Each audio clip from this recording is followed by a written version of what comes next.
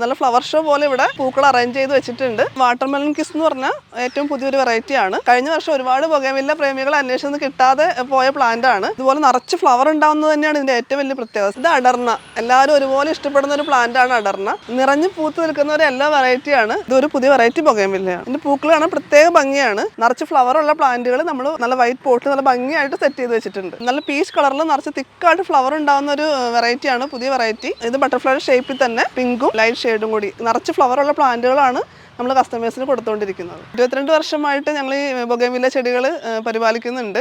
അതിൽ സെയിലിലേക്ക് വന്നിട്ട് ഇപ്പോൾ 3ാമത്തെ വർഷമാണ്. നമ്മുടെ നഴ്സറിയുടെ പേര് കടലാസ് പൂവ് എന്നാണ്. ഇത് വരുന്നത് എറണാകുളം ജില്ലയിൽ കാക്കനാടിനടുത്ത് വാഴക്കാല ദേശീയകവല എന്ന് പറഞ്ഞ സ്ഥലത്താണ്. പിന്നെ മേരിമാത സ്കൂളിന്റെ അടുത്തായിട്ടാണ് നമ്മുടെ നഴ്സറി സ്ഥിതി ചെയ്യുന്നത്. നമ്മുടെ അടുത്ത് 100-ൽ കൂടുതൽ ബൊഗേൻവില്ലകളുടെ വെറൈറ്റി കളക്ഷനുകളുണ്ട്.